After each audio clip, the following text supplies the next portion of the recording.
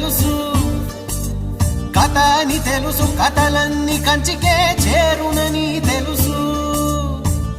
తెలుసు తెర తొలుగుతుందని, తెలుసు తెల్లారుతుందని, తెలుసు ఈ కట్టె పుట్టుకుమంటదని, తెలుసు ఈ మట్టి మట్టిలో కలిసిపోతదని.